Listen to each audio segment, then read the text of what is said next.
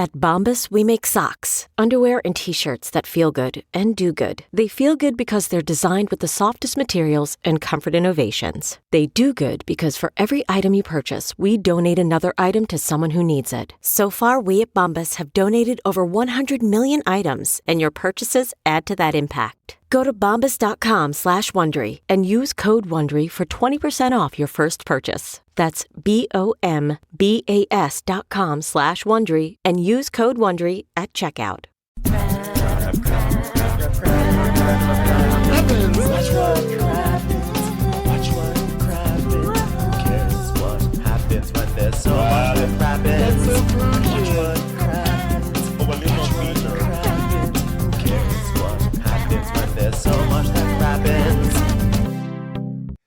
Hello and welcome to Watch What Crappens, a podcast about all that crap on Bravo that we just love to talk about. I'm Ben Mandelker, and joining me today is the one and only Mr. Ronnie Karam. Hi, Ronnie. How are you? Well, hello, Banoons. How are you doing, honey? Oh, my goodness. I'm doing as well as one can be in this sweltering Charleston heat because I'm recording live from the Patio Republic Bar and Club, or whatever it's called. That's where I am here on today's marvelous Crappens on Demand video.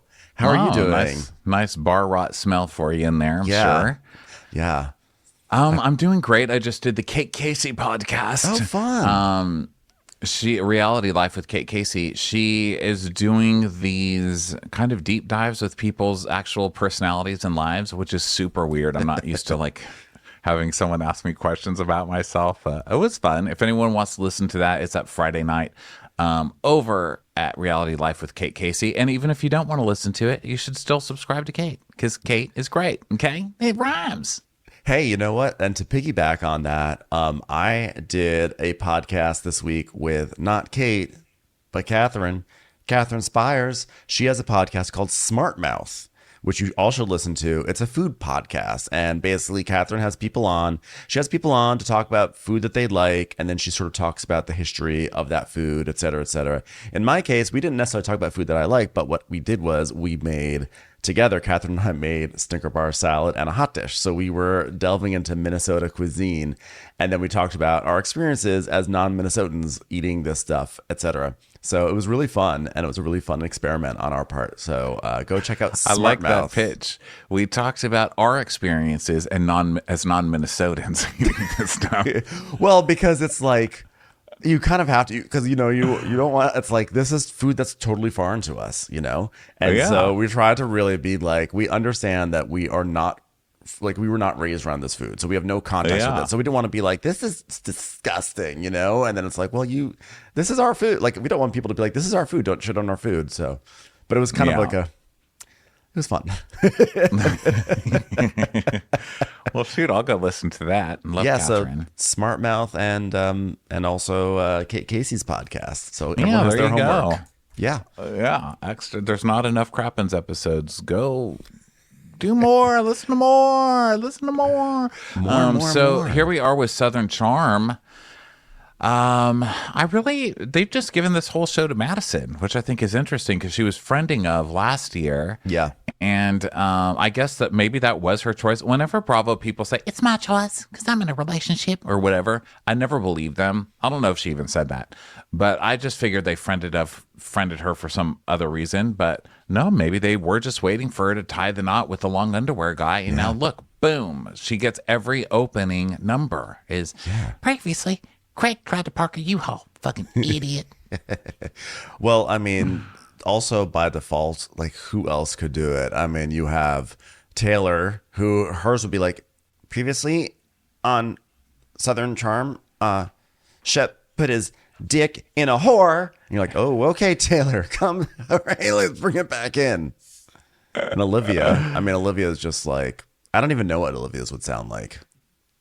Just like before today on Southern Charm, like, stuff happened. And it can't be Leva because Leva already has Southern hospitality, so they can't have her do double duty as narrator.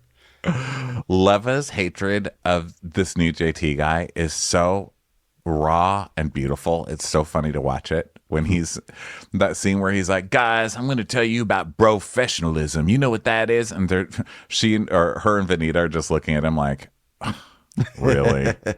She goes, is that bro code? He's like, it's professionalism between boys. And she's like, please die. Bro code. Please die in your fucking sleep. Well, she especially doesn't like him because he's creating event spaces, and she is the nightlife queen in this town. So the episode opens up with Taylor getting in her car. Oh, it was a to be continued from last week. So Taylor and Olivia just had a talk in the coffee shop, and Olivia's crying in her car, and Taylor's getting into her like Nissan Sentra or whatever, and they're basically having a sitting in the car off. Like, who can sit in the car the most dramatically alone by themselves? And Olivia wins because she's actually breaking down. And then Olivia drives off and calls Leva, and she's like, sorry, I missed. Oh yeah, we can't add lip smacking into this. I'm sorry I did it. I'm sorry I brought the lip smacking into Evan. No, we can't do it.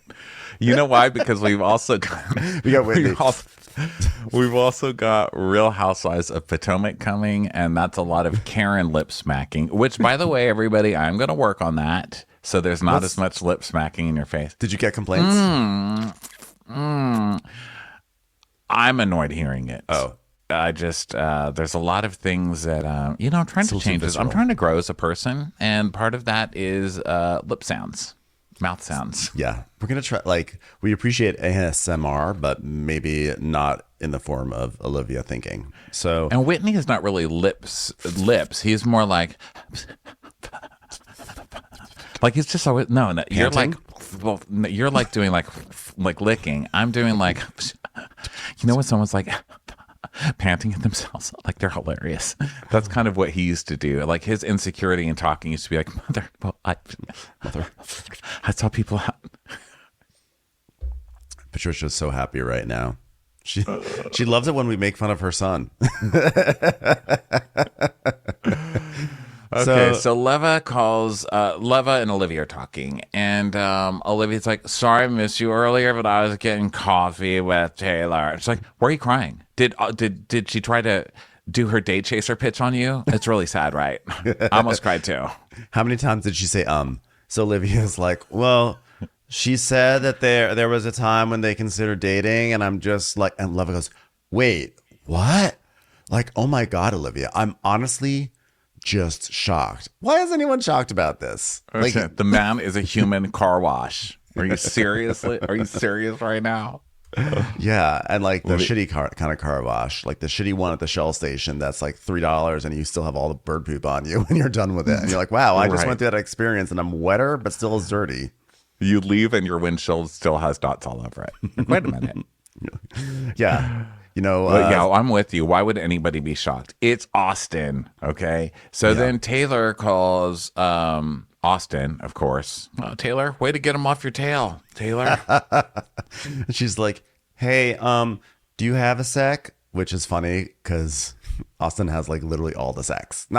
Actually, pun. I meant more like he has all the time in the world because he literally does nothing with his day. Well, he's actually getting his second. Because you were Shep firsthand. So he's already got you secondhand.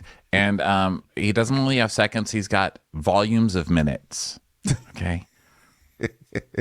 He has all the time in the world.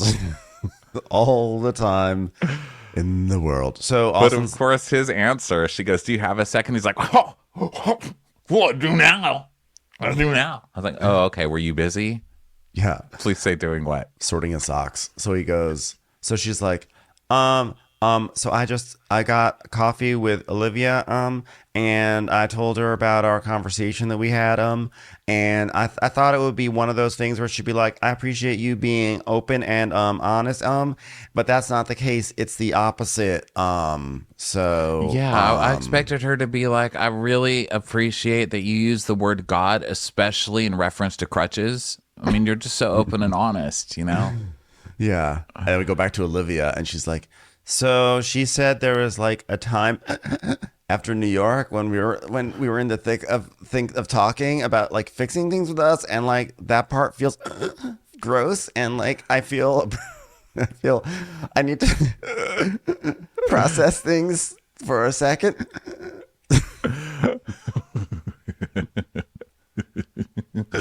You're having a whole mouth journey today, and I'm here for it. I love it. She doesn't cry like that at all, but I just wanted to give her something. I was like, I don't have an Olivia Some voice. kind of inflection. Does Olivia have a voice? I was like, let me just give her something. She really strange. doesn't. She's just like a human eye roll. She's like, so Olivia's like, yeah, because like during the time they were having a conversation, I was in California for 3 days, and like Austen was reaching out to me, telling me to give him another chance, and Taylor was like a huge reason that I forgave him. And then a week later, he suddenly has a change of heart. And yeah, and Lev was like, you've been so cool about the relationship, this friendship between them. And, you know, Team Olivia, you know, she's still a dog poop thrower over a waller, but still, I'm Team Olivia on this one. So we cut back to Austen. Oh, I'm sorry. Yeah, I guess I think I'm like, cut back to Ben. Vaguely Team Olivia, just ever so lightly. Because I feel like you never really were with Austen in the first place, and your relationship always felt fake, and like have a hard time believing any, like I just don't feel like there are any stakes in this relationship, and I'm also like like this is what Austen is. Why are you crying over Austen? But then again, it's like, yeah, but it is shitty if Taylor and Austen were thinking about getting together. But also, I also don't, believe it or not, if Taylor and Austen hooked up, which we all believe did happen, during this time when Austen's also telling Olivia all these things, then that's fucked up. But if it's merely a thing where Taylor's like, God, I'm so lonely, maybe I should go after Austen. And then she talks to her brother and says, am I crazy? Should I go after Austen? And he says, don't do that. She goes, you're right. I don't think that's so bad. But it probably is the latter case, right? Or the former case. I don't think it's that simple. That's all they're caught on so far. So that's all they're going to admit to. Yeah. But this show is also built on fake relationships, and we have to remember that. You know, the beginning, it started with Catherine was like hooking up with Whitney, but then she was kind of Shep. hooking up with Thomas, and then Shep, and then it kind of turned into a real thing with Thomas. But at first it seemed back then like it was just trying to make something happen for TV, right? And then when Chelsea, I'm sure anything with there was Chelsea. Landon and anything with Chelsea. There was the Landon and Thomas thing. Like, were we supposed to? No one fell for that. And I wonder how saw that in a Landon's Reddit presidential comment campaign today. is going, by the way. Presidential? Oh, you she's didn't hear? working in politics now. She's That's working right. for RFK Jr. Yeah, good luck to her. Of course. So there was that relationship. Then there was anything Chelsea, like you said. Austen coming into this show trying to make something happen with Chelsea. There was never any chemistry or anything there. That was always weird. And then, yeah, it's like over and over again it happens on this show. Fake relationship after fake relationship. So, yeah, I don't necessarily buy it. But I don't even think it's if they did do it, it was shitty because obviously it's Taylor trying to get back at Shep. And also, which good for her, she should. Shep's a fucker and she deserves some revenge. But the point is that she's friends with Olivia and not telling Olivia. Yeah. That's the bad part. It's not, she's going to get all snooty right now where she's like, I didn't do anything. She was gone. It was well within my right. Like no one was even dating anyone. No, you don't get to do that because you've been pretending to be her best friend and that's not cool. It's amazing how the moment you start to dissect this love rhombus, how it just becomes more and more boring the more you explore it. It does. I know. And I'm sorry, everybody. I literally almost fell asleep. I while was bored talking when right I was now. saying my thing. I mean, you were riveting, but I personally, when I was doing my thing of like, well, if they had hooked up, that's one thing. But if they hadn't hooked up, I was like, well, I'm like bored with what I am literally just dying to get to the period in my sentence because I'm over what I'm saying right now. Yeah, I feel you. Do you ever have those moments where you hear yourself talking and you can't stop because you're in the middle of something, but you just want? I'm just like sighing with my prefrontal cortex. You know, I'm just like my brain is leaking out of my ears. I have a traumatic experience with that. Everyone. Okay, here's Ben's humiliation. It was very much like an episode of Cheers. There was a famous episode. Well, it wasn't famous, but there was an episode of Cheers where George went or Norm gets the opportunity to be like a taster for like Bud Light or something. His dream job where he drinks beer all day. And before he goes in for the job, Kirstie Alley is like, oh yeah, like she's like, I got so nervous at job interviews. Like I had like my dream job interview and everything was going great. And the next thing I know, I was like on my knees singing show tunes. And then he's like, oh, that's hilarious. And then Norm goes in to audition and he's thinking about Rebecca Howe's story and he winds up doing that same thing. Well, that happened to me where I got to have a meeting with Sacha Baron Cohen once, and I was like pitching myself to work with him, and I got in there, and this is how the meeting went.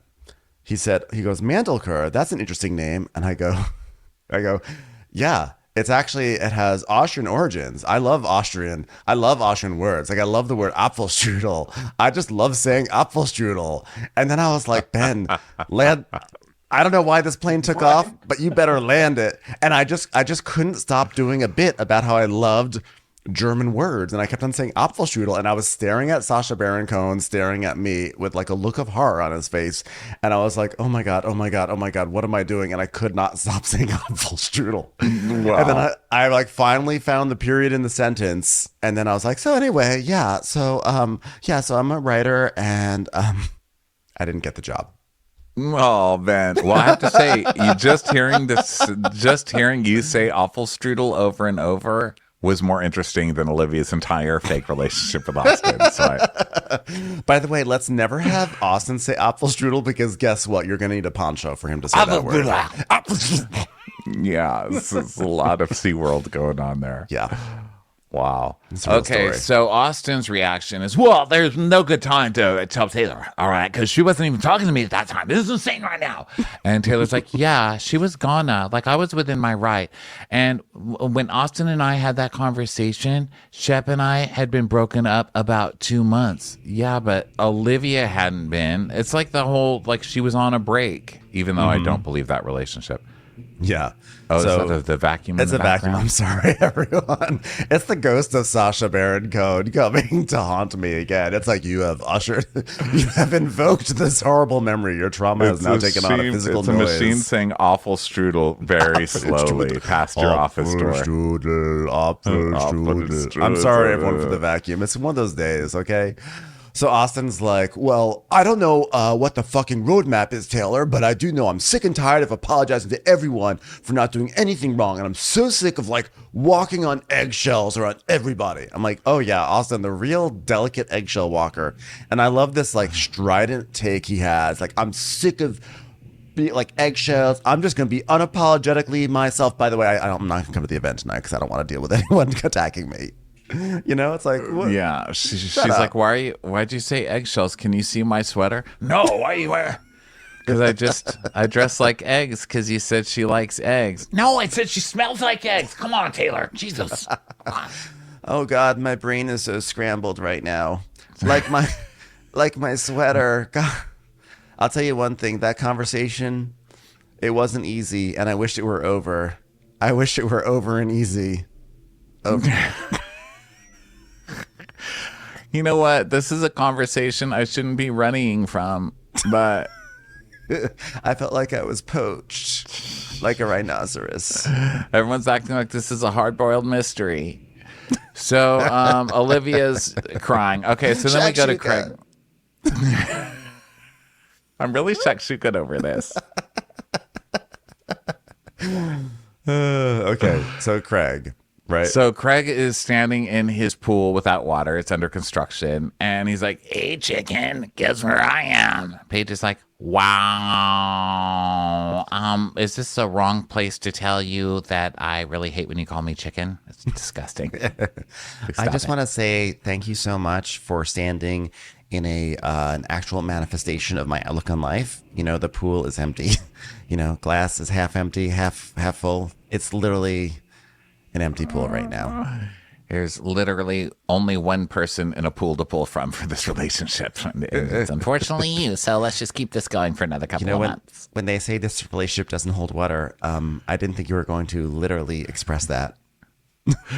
He's like, I'm really confused though, because like I'm standing in the pool and it's supposed to be 6 feet deep and it's not. Oh wait, I guess it is 6 feet deep. I'm 6 feet. It's coming up to my head. She's like, oh my God, Craig, such an idiot. She's like, could you please stay there? I'm gonna I'm gonna use the pool app on my phone and start filling this pool up very slowly with water. Do you have a cinder block to tie to your ankle by any chance? You fucking moron. Wow, you're really moving that needle for me to move to Charleston. I can't wait to dive into our cement hole in the backyard.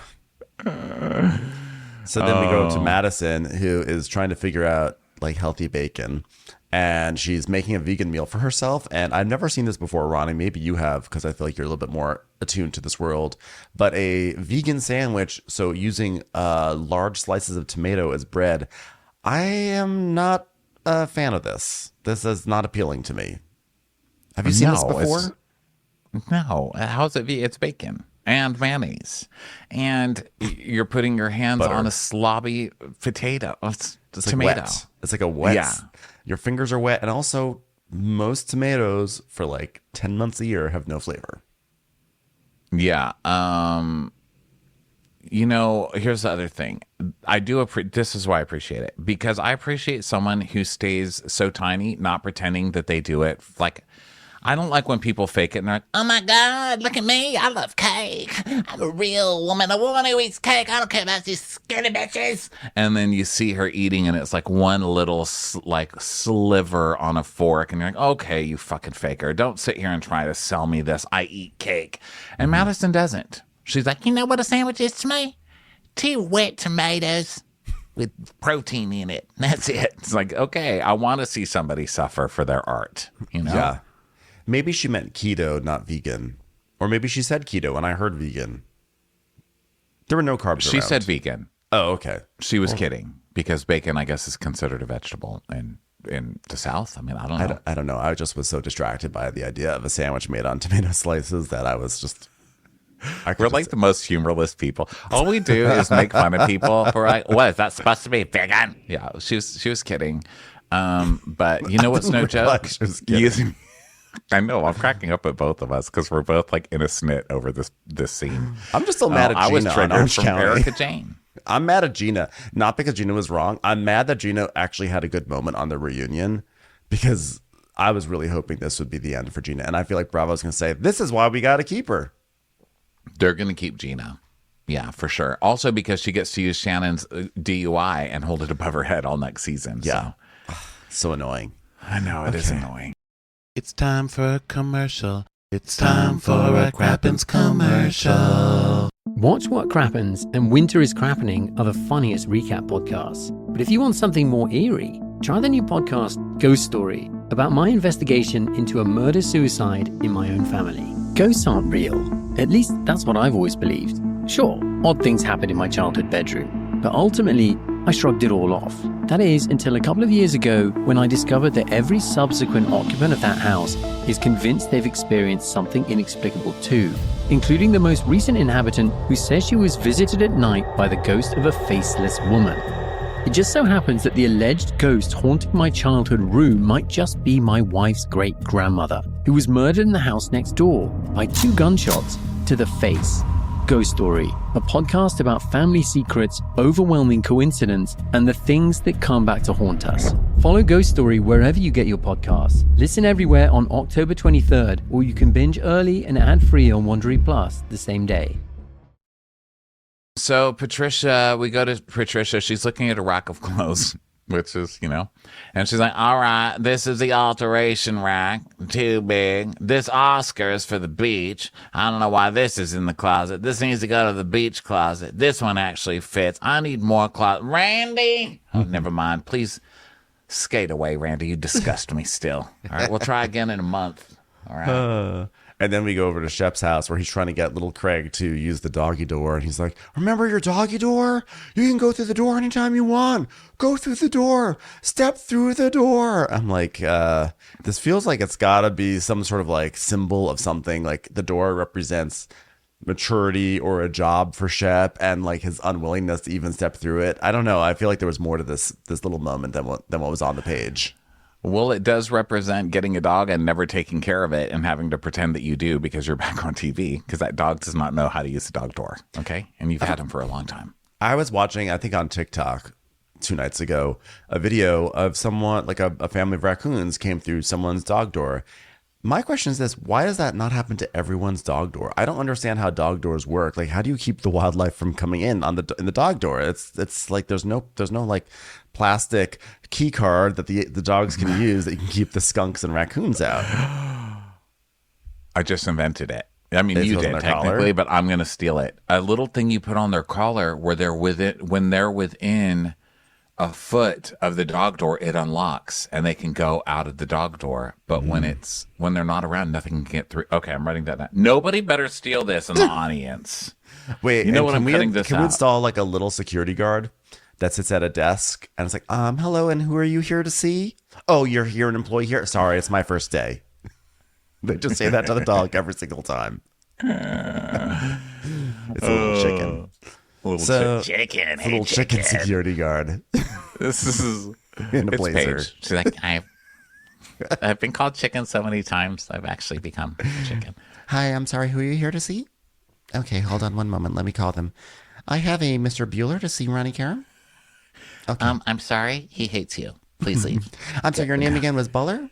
Bueller. Yeah. All right. It's Bueller on the list. Could you call Mr. Karam and make sure he puts you on the list? I'm sorry. It's just the policy. Thank you so much. Bueller's name is on it the whole time. She's just doing a power play. Okay, so JT is stressing out. I got all this mail. I'm going to deal with mail later. JT is, listen, I get he's new to reality TV, but he's setting everything up like he's in an improv scene at all times, and he wants us to know what's happening. He's like, look at me in the rental I've started with my mother. It's going to be an Airbnb. Unfortunately, there's dirty glasses in here. My guest surely won't notice. I'm about to have a guest. Surely he won't. I wonder if I got a letter from Poppy Seed.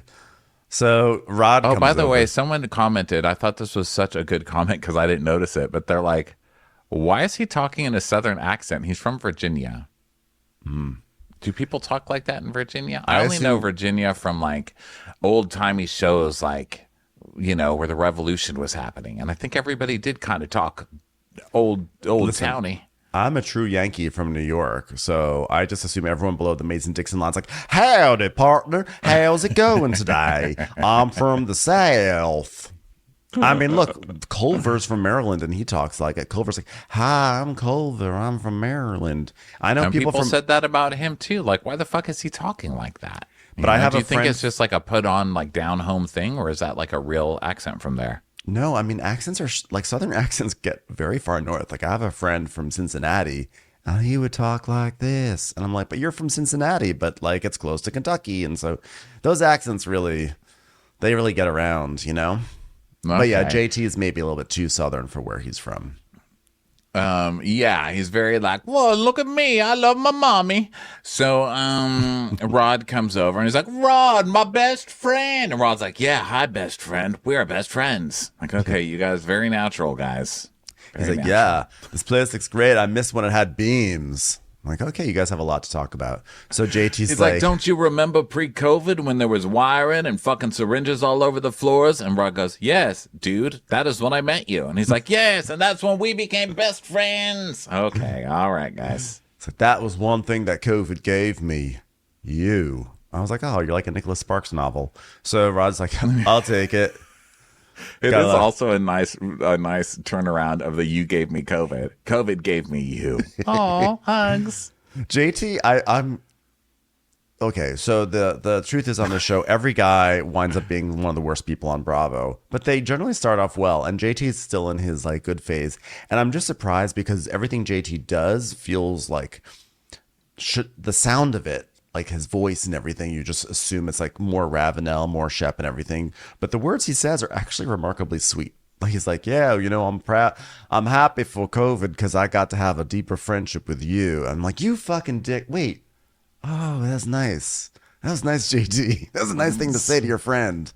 I don't trust him because I think he moved to Charleston just to go meet these guys in bars and come on the show, and then immediately tried to start flirting with somebody's girlfriend to have a relationship on the show. And I think he feels entitled to Taylor. There, I just said it. That's my call for JT. he will unmask himself. He will unzip as a terrible person. But for right now, he's kind of playing he's like the short guy on the show amongst all the tall guys. And I'm liking it so far until I won't like it anymore.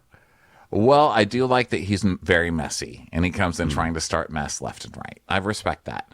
So we get some more of his flipping backstory, where him and his partner a few years ago started buying all these historic properties, and we call our collection the Inns, and they're making like their own little neighborhood of Airbnbs. It's like, yeah, we turned this derelict POS building to an amazing event space with an old world masculine vibe. I mean, it looks like Gerard Butler's penthouse in Chelsea. It's like, I was like, okay. oh, okay. The reference right at the top of everybody's mind. Gerard, but you know what's funny is I couldn't understand what he said with his accent. He's like, it looks like Dard Butler's penthouse. And I was like, Dark? Maybe it's dark. So I looked up. Dard sounds like someone's name on this show. You seen Dard lately? I looked up Darth Butler's penthouse in Chelsea. And it actually came up with Gerard Butler's penthouse. And I was like, Gerard Butler, why would it get that? Because I said, Butler, do better, Google. And then I listened to it again, and he was actually saying Gerard Butler's penthouse in Chelsea. It's not Chelsea, a great New York, story. or Chelsea, London? Do you know? Did you see? Oh, I don't know. I clicked off of it really quick because I was like, what the fuck do I give about Gerard Butler's like masculine penthouse in Chelsea? Fuck off. Is this a thing among straight men? Like, you know how like with gay men, there's certain like pieces of pop culture that we all know and we reference all the time, over and over and over and over again. We all know it. Do straight men is Gerard Butler's penthouse like mommy dearest for straight men? Like Maybe. Because I know 300 is a big deal. The straight guys do have a lot of things like that. Like if I'm ever around a lot of straight guys and I'm feeling insecure, I just go, LeBron. That's all you have to do. That's all I hear from straight people TV. Whenever there's anything that straight people on, like that guys are watching, everyone just goes, LeBron, is this LeBron's time? LeBron's time is past. Yeah. No, LeBron. LeBron's son. Yeah, my Facebook feed is like right now it's all Dwight Howard. It's just like Who's that? It's a basketball player. I'm but going to go see a straight person tonight, so let me write it down. Dwight Howard. Mention Jimmy Butler. He's my current favorite basketball player. Okay. But no, Dwight Howard's no longer. He's sort of past his prime. But the thing is that like Facebook is like, oh, you follow Jimmy Butler on Instagram. Therefore, let me give you every piece of NBA information you ever wanted. And it's just like like you said, it's nonstop LeBron. It's LeBron and a little bit of Dwight Howard right now. Okay, JT, he tells us that stuff, and then he's like, yeah, well, I talked to Austen, and oh no, this is not JT, this is Rod. He's like, yeah, so I was talking to Austen, and it's one of those things where, he's like smiling in my face, and I'm telling him about this, how Austen says, Olivia doesn't believe this, but I want Olivia to be happy, and then he pivots 6 seconds later, and he's like, but you should know, I saw her at the share house last weekend, and she was making out with another guy. Were you at share house or were you at warehouse? Because there's also, or were you at care house? There's a lot of those options here in Charleston. Can you just clarify a little bit which one you're at? I'd been to her house. Square House? Was it Square House? I think so. It's a place where you buy payment systems. Yeah. Just say it wasn't Flair House. That's the gay bar. So. Or Bear House, another gay bar. Gays are taking over. LeBron. So JT's he's like, well, they're trying to jab you, and he's trying to jab you, and Rod goes, yeah, and he's trying to slut shame her. I was like, whoa, did a guy on this show actually show an understanding of the concept of slut shaming? This is weird for me for Southern Charm. Yeah, the show's punking me. I don't really get it. I was like, wait a second. They are showing concern for Olivia, and they are upset that Austen was trying to slut shame her. This is weird. I think the show's jumped the shark. I will not be lied to, and I feel like this show is tricking me. They're trying to trick me, and I just don't believe it. Whitney's still in charge of this show, right? I'm not. Maybe Randy took over. I'm not sure. It's like executive produced by Randy, which is why our episodes are on later than usual. Wait a minute. I just looked at the producers. It's not Who did it used to be? Haymaker? Because now it's Yes. someone called Pearhouse. So- Pear House. No. I just got your joke. For a moment, I was like, Pear House. Anyway, he's like, Rod's basically like, yeah, Austin's like basically trying to slut shame her. And I'm like, dude, she's single. Okay. It's like, we're getting to know each other. Like, why's it got to bring her down? Like, that's not how a gentleman's raised. Am I right? And JT's like, that's right. A gentleman's raised to show respect to all women. And of course, to Papa Seed, the dog.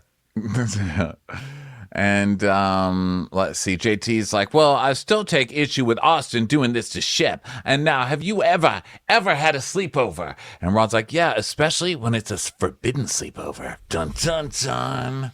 And JT's like, well, that doesn't sit with me. Has Taylor even talked to Olivia about this? Taylor's no innocent party because it takes two to tango. It is the boy's fault. God, I love Taylor. Can't wait to marry Taylor. I'm a Swiftie. JT's in a little bit of a pickle here though, because he's talking about how bad it is for Austen to be going after his boy's girl. But JT, you're just second in line there. You're just waiting for your turn too. So good luck with that. Yeah, that is kind of weird. I'm not sure how all this is. I don't know how that's going to resolve. This shows that it's a disturbing show. So then we go to Taylor, speaking of, with pom-poms in her hair. It's just another disturbing Taylor scene. Every time Taylor comes on screen, I'm like, is she okay? Yeah. Help Taylor. She's setting up her Day Chaser event at Republic. And she's setting up an ice luge. Big week for ice luges on Bravo. You had the ice luge on Salt Lake City. And you had Heather Dubrow. So Austen just existing. She's just like a human ice luge.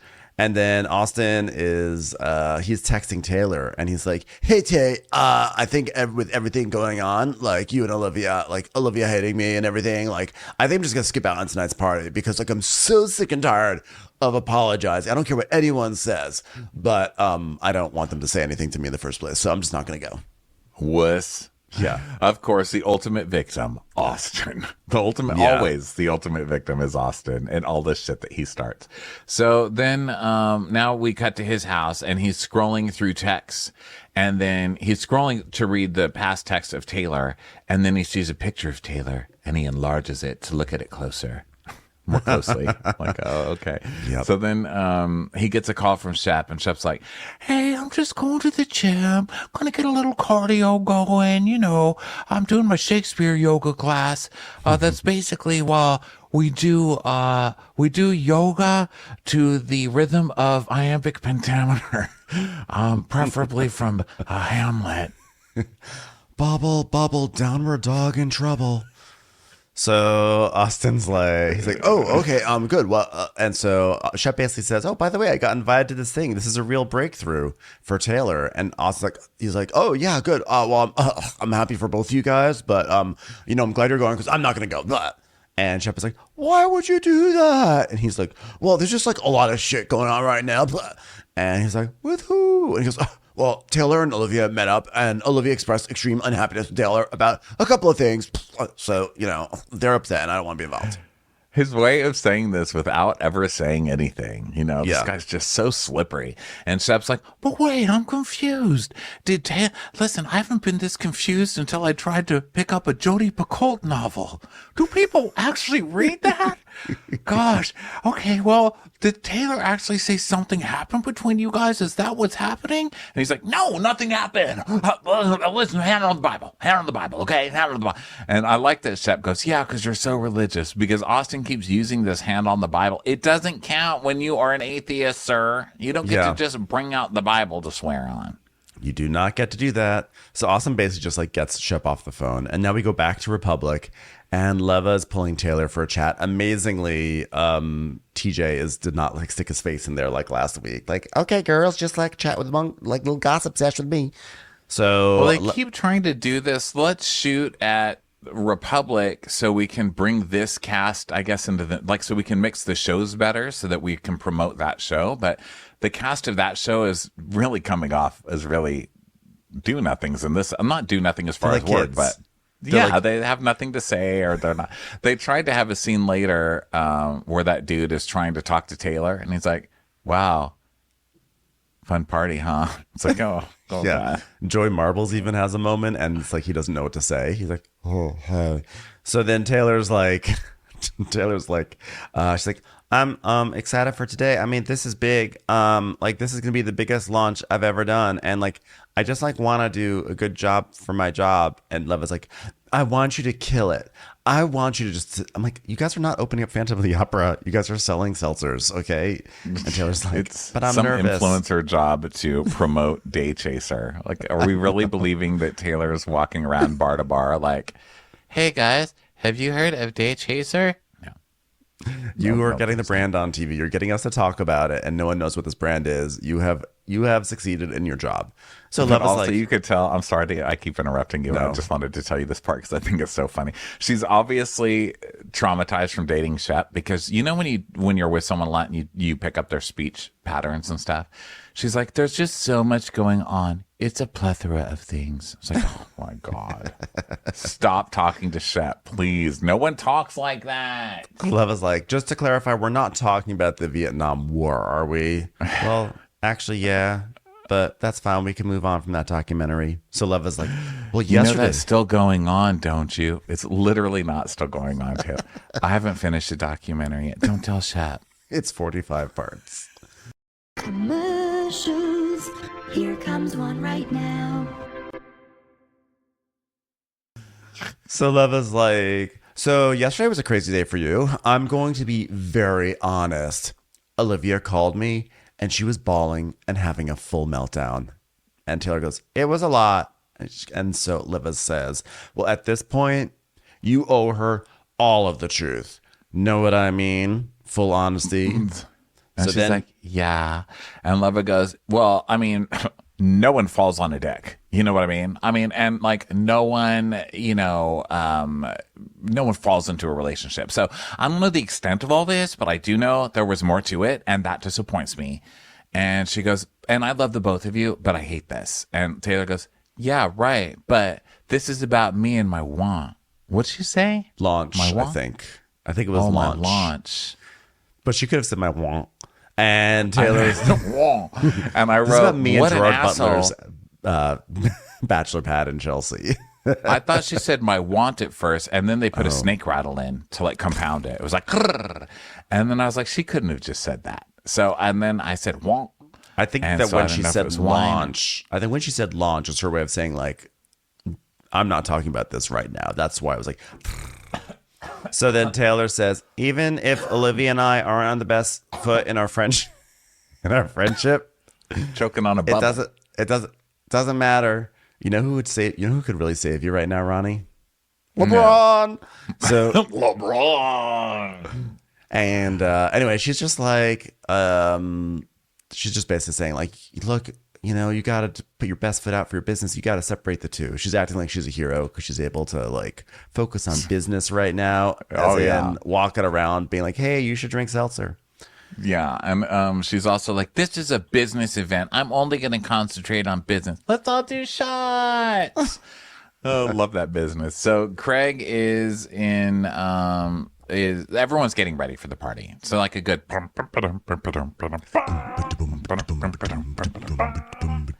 And Craig is putting on a fur, like a 101 Dalmatians coat. And Shep is like, oh no, all my ski stuff is in Hillnet. Gosh. Hey, little dog, I forgot your name. Little Craig. Look at me, I have a werewolf mask on. Roar! Little Craig is like, where's that dog door when you need it? I know. He's like, please, I'm stressed out. It's a plethora of things. Wolf. And then Vanita is she's doing her makeup and she FaceTimes Madison, and Madison is like, I'm gonna wear a ski jumper. And Vanita's like, says that Taylor should have picked a better theme than a ski party, because they live in Charleston and they don't have coats. So none of them none of them could put together this outfit. So she tells her the goss that Taylor told Olivia that for a split second she might have had feelings for Austen. And Madison's like, all I can say is, told y'all so. Okay. And she tells the producer, she's like, okay, go ahead and roll back the tapes then. Roll back the tapes. And they do. And she's like, Austen clearly has feelings for her. I mean, it like radiates. Cut to, I mean, low-key, he's in love with her. Cut to, Taylor, I think he's low-key in love with you. Cut to, you fucking idiot. Okay, you don't need to play that one. I really don't care about him anymore. I'm married now. Madison wins the award for like most convincing flashback case, because this happens a lot on Bravo, but this is just like explicitly when she says I told you so, there's no room for misinterpretation. It's just like, he loves Taylor, he wants to fuck Taylor, he's in love with Taylor. It's like, oh yeah, she did call it. But it's also like the psychic of the most obvious things. Yeah. And they show the clip of them at the reunion, and it's Austen and Taylor literally leaning on each other through the whole reunion while Taylor's sobbing and yelling at Shep. They're just like leaning on each other like a couple. So then Olivia calls up Shep and she's like, so are you going to Taylor's party? Because like I'm second guessing going, but then I was thinking I've got a lot of dog poop, I gotta put it down somewhere. The creek is actually backed up at the moment, so Yeah, like I don't know if I want to go. I'm having like, I don't know what to call it, agita. I don't know what that is. Apprehension. That's a really hard word. Existential dystopian rage. Do you have the wrong number? I don't know what you're saying. I have a question. Is it true that dime a dozen actually means that something is really available? Was Rod lying to me last week? Oh gosh, I can't believe I tried to even say plethora to this girl. Well, I talked to Austen, and I'm aware that you and Taylor got together, and it was pretty emotional. Is that a pretty fair assessment of what happened? Not sure what that word is, but yeah. And thank you, Austen, for passing on the message. And he's like, look, Austin's really not going to go to the party, so I just wanted to let you know about that, gosh. The fact that Austen is like not coming tonight, like that's so fitting, unlike most of his clothes on him. It's exhibit A of who Austen is. Meanwhile, I know how to put stuff on the shelf and compartmentalize. And so I'm going to go and support because I care about my relationship with Taylor. Congratulations on learning to put things on shelves. Also, please read the instructions for the microwave because I'm literally worried about you. You're not my favorite. You're not my favorite on the show, but you're not my least favorite. And I worry for your safety. Okay. Wow. Wow. You really get an award for learning how to show up at your job. And if you have an issue with someone, you just know how to be like, not going to lean into it tonight. You really are a hero. She's like, you know what? You know what I'm going to do? Get screen time. So I'm going to go to a party and have free booze and I'll just be polite. God, I'm so good. And get the full victim edit, because now she's going to get the full hero edit, which she deserves. Now, do I believe this relationship? Still don't. I mean, I know it's only probably 20 minutes since we've talked about that. Still don't believe that was a relationship, but okay. No. You're still winning on this one. So Shep is like, well, gosh, I wanted to hear from Olivia, or was it Taylor before? I still need to hear more things before I form an opinion, gosh, in the court of Shep law. So Olivia's like, well, do you want to come with me to the party? We can ride an Uber together. And he's like, oh, okay, yeah, that makes a lot of sense. So they're going to ride together. So now Taylor is setting up at Republic and she puts a child's bubble machine out and she's like, are these bubbles going to make it all the way over there? And I got instant Galaxy Lights vibes. Galaxy Lights.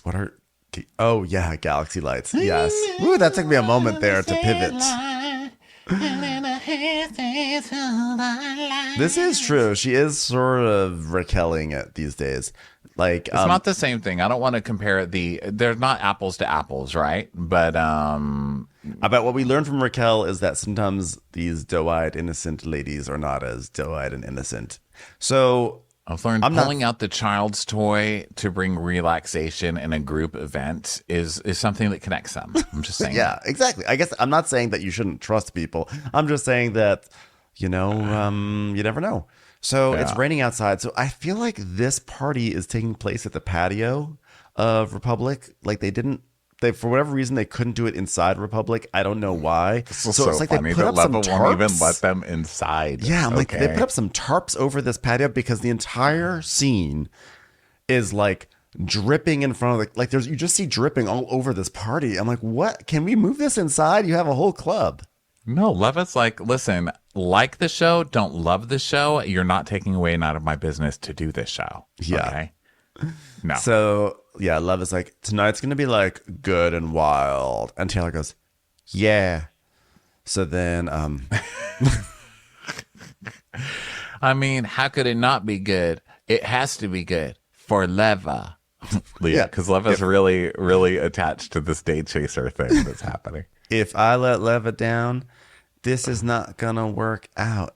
All right, Leva, this is not like the SLS hotel. This is okay. It's Leva. She has a bar. She has a place called Bourbon and Bubbles in town, and she has Republic. Okay, I would be more concerned about upsetting the chief of Gwyn's. That feels like the more powerful person in town, not Leva.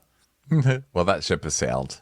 So arrivals, they're doing ice luge shots. These are so disgusting. Do people really still do this? And does it kill the germs just because it's ice? I don't think it does. Or are you putting your lips all over each other? You've all fucked each other. It's disgusting. Yeah. Stop it. Yeah. Isn't it gross? Do people get disease from this or what? Probably. What's the thinking behind it? Why do people do it? Well, I think like what you're really supposed to do is things go down an ice luge and you collect it in your cup. Doing the ice luge shot though, that is a storied thing. I don't know. I think that like pre-COVID, but they're literally putting their lips onto the ice. They're going like, didn't you see? They're like licking the ice and like it's shooting into their mouth. It's disgusting. Yeah. I wouldn't do it with this cast or anyone from Bravo. So they're doing it. It's like a party, and Rod shows up, and Taylor goes, "You look fire." So that was her attempt to use young people language. And then Rod is like, I like your bunny ears. And she goes, they're pom-poms. Get it right, please. And then Taylor sees Craig, and she's like, Craig and I aren't quite on our best foot forward. So I think that's something. So, Craig, you should drink. Mine is the spicy my favorite is the spicy mango. So, and he's like, okay. And that's that. Yeah. And they're all, and then Madison's like, Craig, you look like the dude from Shrek. No. Monsters Inc. No. Who's that real stupid person on TV? Just any of them? That could be you. You're just generic stupid person. That's not what you look like. I just want to say I just want to be the first person to say that you're probably going to drown yourself in the pool by standing in it while it's being filled up. Okay? I just want to say that so in the future I can say roll tape and they'll do it. So then Leva tells Madison that Austen's not coming, and Matt's like, oh, I would know. And Leva is like, it's just petty. It's just petty. Like, you can't just come to support, like, someone's giving out free seltzer and you just can't be there to support that difficult task. So then Austen comes to Whitney's house, and Whitney's like, hey, brother, you know what you should have? Some caviar. We should have some caviar right now. And Austen's like, oh, yeah, baby. Is this what dreams are made of? Where's your mother? Where is she? Mother's in her bedroom.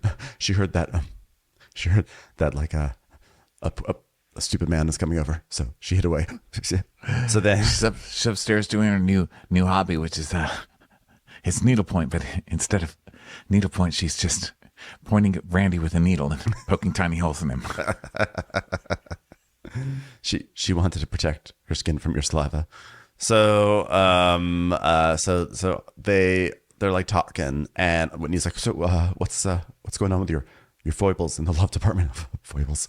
And Austen's like, oh, so you want to hear about the foibles? I think we're gonna have a cocktail first. So they like have some shots and everything, and Austen's like, shots of vodka, god damn it, that's insane right now. It's insane right now. But Whitney's like, yeah, this dog is like, what is this poison these humans are imbibing? I said imbibing, so it's good. God, I just like to highlight how stupid you are with my own vocabulary in front of you. So Taylor is insane in this story. So she calls me and she's like, she was crying, she was distraught. And Whitney's like, why is non-mother crying all the time? She's always crying, this girl. Why she always crying? And he's like, yeah, because, you know, she's saying I don't even know if, like, she wants to be friends. Like, she doesn't know if Olivia wants to be friends. And, you know, basically tells her kind of a very watered down version of what's actually going on, right? Yeah. And he's like, and I don't want to be there because then if I go hug Taylor, then Olivia's going to get jealous. And, like, he's not doing all of this on purpose, you know? Yeah. So when he's like, is she angry with the assumption of perhaps you and Taylor might have had something? Like, is there a latent suspicion that's hovering? Here's my note. Austen eats disgustingly. Can we please stop showing people eat disgustingly? Austen can't eat. Please stop showing Austen eating. It's and this is why I think he's good for Olivia, because they both eat like this. Yeah. And shit flies out of their mouth. I don't want to watch these people eat. Stop. We've been saying since the beginning that Austen looks like Fozzie Bear, and he literally eats the way Muppets eat. You know what the way Muppets eat? Because they don't actually have digestive tracts. They usually put some food in their mouth and they chomp, and the crumbs all fall out. That's literally how Austen flies eats. out. And he is doing it right now. It is horrible. I can't stand this. So Whitney's like, well, did you guys make out? No. Well, first he's eating disgustingly. Then he goes, so, but by the way, what's the big deal? What if we did make out? And Whitney goes, oh, wait a minute. So you did make out? And he's like, no, I'm saying, what if we made out? Okay. He's like, well, I'm guessing you've not hooked up with her out of respect to Shep, and we have loyalty to him, right? Whitney's basically like, remember, this is what you should be saying. Remember, you're supposed to be a friend, so you did not hook up with Taylor. And Austin's like, well, the question is, if Olivia tried to entertain that with him, like, do you think Shep would have just like gone for it and not said a fucking word? He's basically saying like, this isn't fair because if Olivia did, like, Shep would have gone for Olivia if it was reversed. So basically implying like, so I was allowed to go after Taylor. Yeah, but the implication here is that you were going after Taylor the whole time to get at Shep. Like, you guys were acting like you were in a couple last year, so you have to understand how that's a little fishy, sir. So you know? Whitney's like, don't try to deflect, and then Austin's like, don't try to deflect. Although I wish I could deflect right now because I literally have chewed up salami in my eyes. I wish I still had my plastic COVID shield. Do we have a welder's mask around? So Austin's like, did you get food? Did you get Leon's, by the way? It's like, Austin is fucking freeloader. He's like, did you get fancy ass food for me too? As I pop open expensive bottles of wine at your house and champagne. This guy's freeloader. Exactly. So when he basically tells us that he heard some rumblings about the two of them, Austen and Taylor, and based on the way Austen is acting, I'm kind of smelling a rat here. No, that's just Randy. He hasn't bathed in 4 days. Randy, take a bath. Sometimes dried blood does have a smell to it, eh, Randy? Please, ma'am. Please. I'm a dog lady, but I'm not afraid to use my cat o' nine tails on Rand. So then we go back over to Shep and Olivia. They're riding together in their Uber, and Shep is like, here we go. I don't know what to expect. I mean, what do? We just walk in and smile? That's usually how you do it at a party. I don't know. I mean, he's just assuming. He's just so used to sneaking around. This is how he is, you know? She's like, I have an uncomfortable amount of anguish. What's that? Disquietude? I don't know it. Solicitude. Bad vibes. I got bad vibes, Shep, okay? Yeah, I don't really understand all of this stuff. So he's like, all right, let's get down to brass tacks. And she goes, I love your expressions. Ever heard of dime or dozen? God, it's so funny. Okay, so where are the tax? Brass has to pay tax. Did you say brass or bras? Oh, they sound totally different. So Taylor told me that her and Austen, like, they had a relationship talk about being in a relationship, but then, like, you know what really got to me is like the timeline of it. Because it was after New York. And he's like, yeah, because you guys were hanging out then, right? You were in Austen. And she's like, yeah, it was messy. It was like, it's like what happens to you when you don't pay your brass tax, you know? It was just like really messy and like dangerous. And Taylor and Austen, they talk to their families like it was that serious. And Shep is like, running it by people means there was more than just a friendship. Olivia, man, I don't know what to say, mainly because I'm afraid anything I say you won't understand. Okay, what's a good idiom that I could use for you? It's raining like cats and dogs out there. Oh God, she's calling the ASPCA.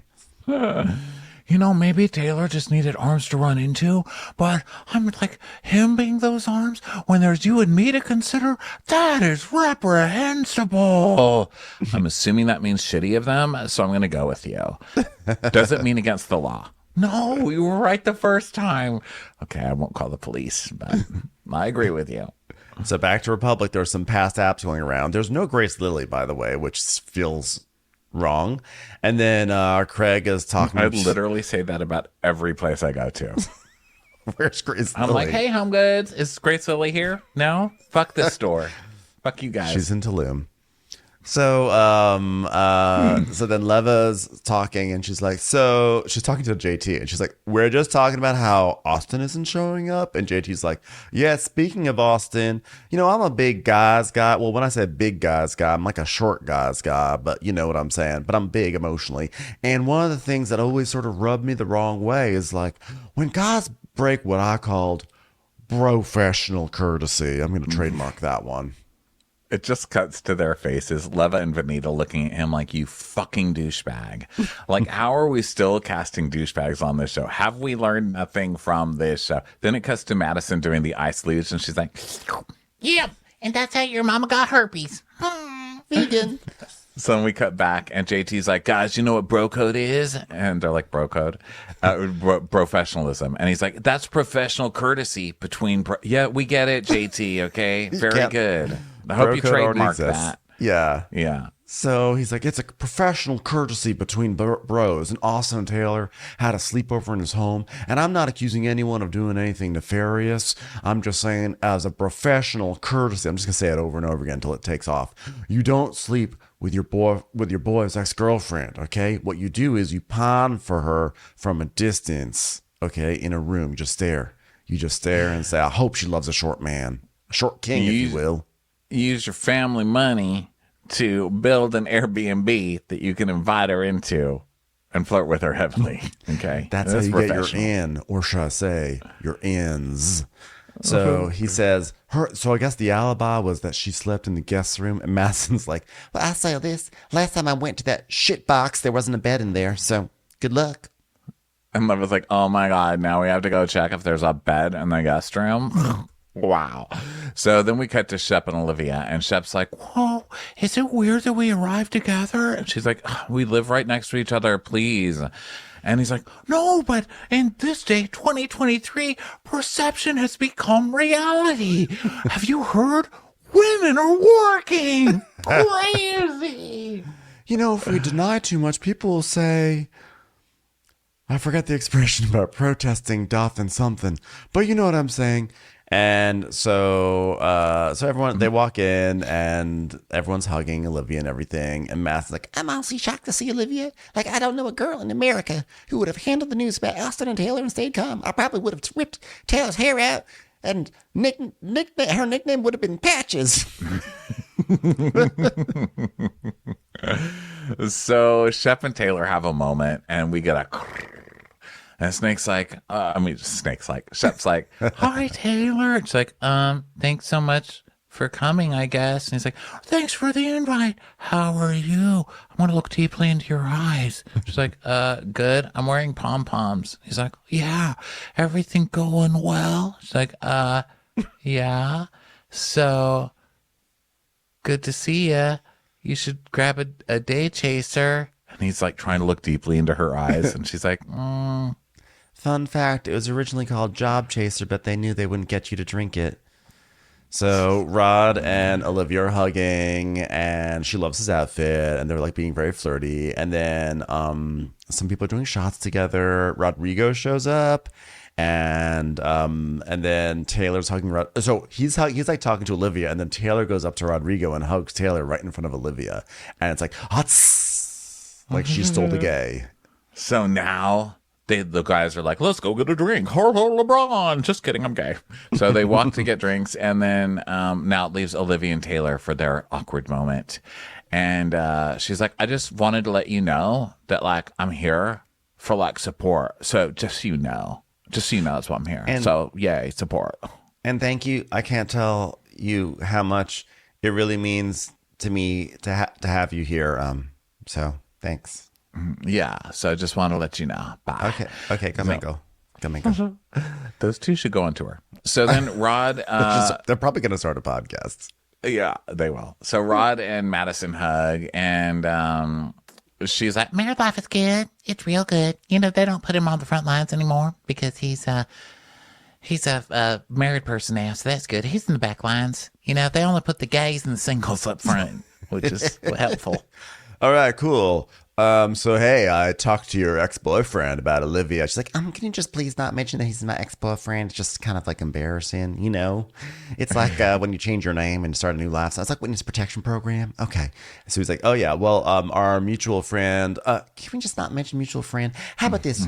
Hey, remember that old bath mat that you used to have that you gave to Goodwill? So just say that you saw that someplace. Okay, yeah. So the old bath mat, I was talking to the bath mat and,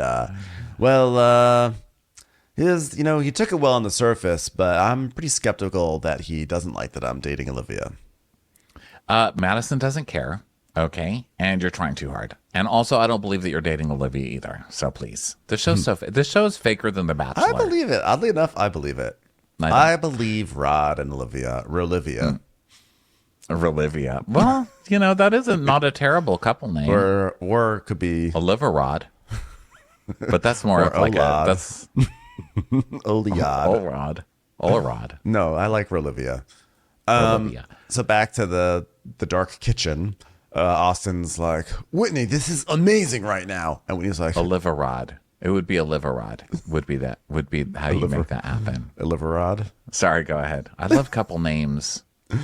So Austin's like, Olivia Rod. I was like, hey, thanks for hosting and getting some Leons. You know what? Like the bad thing about alcohol is nothing. I'm sure your parents have a lot to say about that. Like, I'll tell you what the bad part of it is: still paying for our son's life. Okay. Well, I mean, that's their own damn fault. You created this monster. Okay, fix it. That's what I have to say to her and him. The parent. What are their names? I forget their names. Like fix it, lady and Mister. So Whitney's like, there's this great author called Mark Amos, and he says that alcohol kills the past because the way forward is inconsequential. So does that make sense? And Austin's like, no. Okay, well, he's like, do I have to use some sort of like critical analysis on this, because I am not capable of that. So when you're like, well, it should, to me, it should, because it made you more lovable once I stopped thinking about all the things you've done in the past, up to 45 seconds ago. So Austin's like, so we're celebrating being men. And so Whitney is like, hey, so let's talk about this party, what's going on over there. And Austin's like, let's call Craig. So they do. And Whitney pulls out his phone. And he's like, okay, let me look through my phone here. Craig Conover, Craig Comover. That's what I call him here on my phone. So. Hey, Randy, go tell that to my mom. I just said Craig Comover. Randy, please don't make me go back up there, sir. Please. So Austin's like, it's like, you just called me, you idiot. Just forget about the past. Okay. And so Austin's like, I'm going to call Craig because you're pissing me off. So Madison answers for Craig. She's like, House of Beauty, this is Cutie. I'm also vegan. And Austin's like, oh, hi, it's Madison. You're insane right now that you're answering this phone. And Whitney's like, hey, Madison, I miss you, baby. Literally nothing's going on, by the way. This has been 20 minutes of watching this process happen. We'll still talk about every goddamn second of it, though. So basically, they make fun of Craig's outfit, and then they say that they should come over to the house for a party. And Vanita's like, wait, is that an open invite? And Whitney's like, no, it's not. It's not. No. It's like, geez, this girl can't catch a break with this cast. Seriously. She's like, please don't make me film only with my dog every episode. Please let me come over. He's like, no. No. So Shep goes up to Craig and he's like, what's up, buddy, Gersh? And Craig's like, I'm going to go to Whitney's right now. And, oh, wow. Well, hey, I talked to Taylor and about that Olivia conversation. I talked to Olivia about that conversation. I found out about it. Gosh, it was so much worse. I was like, what? Oh, God. So it wasn't just like a drunken thing. It was like a whole thought process. Gosh. Yeah, and Craig's like, oh, God, all right, well, I'm going to leave in 10 minutes if you want to come with me. And he's like, oh, no, gosh, okay, I'm going to come with you. Would you wait for me? It's like, well, I'll wait for you if you're going to come, but I'm not going to wait for you and then you don't come. He's like, oh, okay, I'm going to come, hold on. So now the waiting for Shep game begins. And Shep is loving this finally being a victim of something. So he wants to go up to every single person at the party and be like, you know what? I'm so hurt because I think Austen tried to steal my ex-girlfriend. Oh, gosh. You want to hug me? You can. You should do it. And meanwhile, Madison's asking Olivia about her date with Rod. And Olivia's like, yeah, it was fine. Like, we went on a date and got like coffee. And Matt's like, oh, really? Because he's like way more into you based on what his answer was. Like, he's like, I love her. Okay. No, just kidding. But really, he's like obsessed with you. Just kidding. No, but he's like, really, he like wants to have your children. So now Shep who just said he was going to leave, is ordering a shot. And he's like, can I have a beer, not one of these stupid day chaser girly beers? I want a manly beer.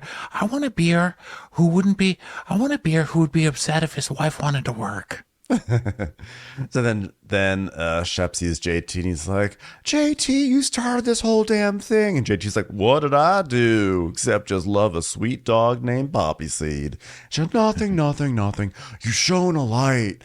So then Craig is like, oh my God, when are you gonna go? He's getting so annoyed at how long it's taking Shep to get out of this party, which is funny because this is like an ongoing theme of the season, is one person trying to leave and having to wait for someone else. Yes. So JT is clasping his pearls at the news that this could actually be happening. And so Madison and Craig are leaving, waiting for Shep. He's taking forever, typical. Madison's getting so pissed because it's raining all over her, Yes. So now Shep is telling Taylor, he's like, so I talked to Olivia and, I was shocked at it. That's what people are saying now, right? I mean, listen, this is your night and I want it to be bussin', but sorry, I've been hanging out with Olivia. Do you understand my vernacular? And he's basically like, I just want I need to talk to Austen because I want some honesty from him. And she's like, you can get honesty from me too. Here's some honesty. Day chaser, a wonderful beverage for wonderful times. And Shep is like, I was just surprised to hear, gosh, that you guys talked about whether you should start seeing each other so quickly after everything. That's wild. That's just crazy. Now, it's sort of funny because when Shep brings it up, I'm actually a little bit more on Taylor's side because Shep treated Taylor like shit. So it's like, yeah, she should go and make plans with someone else. Good for Taylor. It's the only normal response from a decent human being. Fuck you, Shep. You cheated on Taylor. You treated her like shit. You made her look like an idiot on national TV. You're an asshole. She doesn't owe you anything, and I want her to fuck all your friends, frankly. Okay? I think the only person she owes anything to is Olivia, because she was actually friends with Olivia and hiding it behind her back. She doesn't owe you shit, Shep. So cut your crying and stop. Yeah. So he's trying to do this whole thing with her. And she's like, well, okay, you saying it's double standards. Okay, I guess that could work, except that you'd been cheating on me through the whole relationship. And he's like, oh God, please, you were with me 6 days a week. You know that's not true. I only cheated on you 1 day a week during our relationship and at lunches while you were at work. Come on. You all know we're allowed to cheat on the Sabbath. So Taylor's like, she's like, Austen is the person I had to lean on in that moment because I forgot about God. Damn it. I mean, comma, damn it. Sorry, God.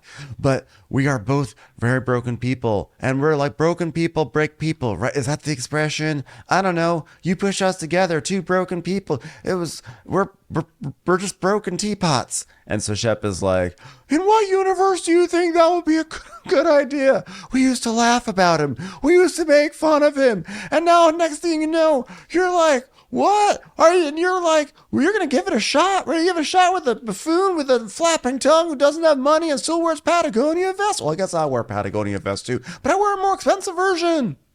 Yeah, Shep, because the only thing that seems to be able to penetrate your wall of narcissism is to be outmaneuvered by another guy, and she knows it's going to piss you off. And why do you think she's doing it? Like, you never got this bothered about anything in your relationship with her. Yeah. So what are you so worried now? And like last week when he's like, it's like he's in a sandbox touching my toys. I mean, this is what you fucking get for referring to people as your toys, you piece of shit. Of course, I'm totally Team Taylor on this. Okay, now let's go back to Olivia so I can switch back against Taylor. Yeah. So now Shep leaves. He's like, that was a heady ass encounter. And Craig's like, I stood in the rain for a while, so I hope it was. I hope I didn't get myself rained on, and I don't like water, which is why my pool is empty. So Matt's like, worst case scenario, like, okay, think about this theoretically. Worst case scenario, they actually want to be together. And by worst case scenario, I mean like totally accurate scenario that I predicted life for 3 years in a row. Well, think about that shit. So now they go to Whitney's and they immediately start with Austen, right? Matt's like, Well, we sure talked about you, and it was much better than talking to you. I can guarantee you that, because none of us ran away with the film over our face. That's nice. So Craig's like, Shep, don't be a pussy. Come and do what you came here to do. Shuck some corn. That's what I'm here to do. No, Shep. I'm just here to poke Randy with a knitting needle. We still doing that? It's my favorite new game at Patricia's house. Hey, okay, I brought a whole bunch of ears of corn. Once you're done shucking them, just throw them at Randy. See how many he can dodge. You know what? Patricia don't like shucking corn, so today we're going to shuck a Randy. Okay, I'll see y'all in a minute. So Austin's like, well, look at these two motherfuckers. And so there's like hugs and greeting and everything. And he's like, oh, Shep, you look a little bit stressed. Let me get you a drink. Let me get you a drink. He's like, I'll have some red wine, my friend. Do you have any sort of Chianti, or should I say Cheateranti? I made that up. There was no call for Chianti. I don't know why. I don't know why I brought it there. Shep and finally pulls Austen aside because they're having this really bad repartee where they're like, maybe you should eat some chicken. I don't want to. It's like, okay, well, this has been fun. Just go have your scene. So they leave, and Craig tells us that Shep's usually the bad guy. So now all of a sudden he's a victim, and it's really hard to process, which I think the whole audience can understand, right? Listen, so now Shep, Craig, don't forget, we also had to get used to actually being a relative good guy in this cast, okay? We're used to making these pivots. Yes, exactly. It's Southern charm, for Christ's sake. So then Shep and Austen go talk, and which I also have to say, just still on Craig, no one is feeling bad for Shep, which I have to say I'm proud of this cast, because everyone else is like, I don't know what they are, but they're feeling bad for Olivia, but they're not feeling bad for Shep, which I like. He's trying to go from person to person, and they're like, so. And so Shep and Austen sit down, and Shep's like, so, gosh, you told me today that nothing happened with Taylor, and I said that's fine. But the reality is that Taylor might not have told you is that Olivia sure as hell told me this today. She said, what does dime a dozen mean? Isn't that crazy, Garsh? But she goes, Taylor and Austen and I had a conversation about whether we should get together. And Austin's like, sigh. And Shep is like, by the way, man, that takes things to a whole nother level.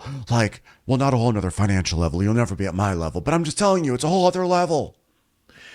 And then Craig's like, so do you think it happened? And Whitney goes, knowing both of those people, I'd say there was definitely an exchange of fluids going on. Matt's like, gross. So then we cut back, and Austen, I don't know. I don't know what I'm saying anymore. It's the end of the week. So Austin's like, we were always so super tight and close, and I just didn't think it would be a point of contention, but then it did. And, there was just all this outside chatter, and Shep's like, what do you mean? Point of contention? What does that mean? Because usually it's a bone of contention. Are you trying to hint at something? You're so vague all the time. Just say it, Ken Burns. Just say it. He's like, you're hurt right now. God damn it, dude. Whitney and I were drinking. We were like drinking a fuck ton tonight. God, I don't even remember what I was saying. Anyway, I love chicken. So Shep goes, but in vino veritas. And Austen's like, oh, in wine there's contention. No, truth. Yeah, truth. So Shep was like, speak the fucking truth, Austen. Don't be vague. Speak the truth. And he's like, what are you asking me? If you hooked up with her, what are you asking me? If you hooked up with her, and if you did hook up with her, would you tell me, Garsh? And Austen goes, define hookup. Everyone's like, see, fucking Austen loves this. How do any of the women on this show ever trust Austen? He does this to every woman he's ever been with. Make it sound like, what? How could anybody suggest it? Blah, blah, blah. And then just when you're starting to believe him, not me, but you, he just reminds you that no, he did do it. And he's going to try and like rub it in your fucking face. This guy sucks. But he also loves the power trip of making people tease it out of him. Like, this is where he gets his jollies. Because he's ultimately going to say, no, of course, Shep. Of course we didn't do anything. But he's going to torture Shep for a little bit and be like, well, what do you mean? And he does this to every single person. It's so fucking annoying. He's the worst. And with that is the end of the episode. It's to be continued. We're going to find out next week what happened, I guess. But until then, we're just going to have to wait. So thanks, everyone, for being here for a really fun week of Crap-Ins. We'll be back on Monday with some more Real Housewives of New York, etc., etc., etc. Thanks for being here, and we will catch you on the next one. Bye. Bye. Watch What Crappens would like to thank its premium sponsors. Ain't no thing like Allison King. Ashley Savoni, she don't take no baloney. Strolling the park with Caitlin Clark. She's not just a Sheila, she's a Daniela. Itchels. Aaron McNicholas, she don't miss no trickolas. She's never scary. It's the Green Fairy. Jamie, she has no last namey. Hava Nagila Weber. Know Your Worth with Jason Kurth. Sip some scotch with Jessica Trotch. She's always supplying. It's Kelly Ryan. Kristen the Piston Anderson. Let's give a kisserino to Lisa Lino. Megan Berg. You can't have a burger without the Berg. Ruru LaRue. The Bay Area Betches. Betches. And our super premium sponsors. Somebody get us 10 cc's of Betsy MD. We're taking the gold with Brenda Silva. Let's get real with Caitlin O'Neill. Don't get salty with Christine Pepper. Can't have a meal without the Emily Sides. Nobody holds a candle to Jamie Kendall. She's not harsh, she's Jill Hirsch. She's a little bit loony.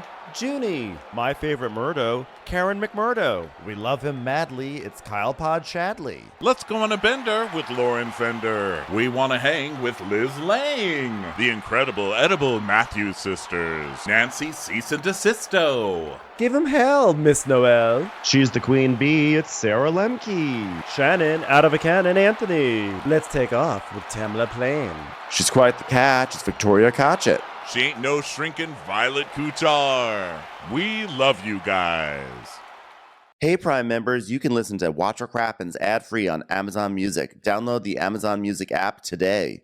Or you can listen ad-free with Wondery Plus in Apple Podcasts. Before you go, tell us about yourself by completing a short survey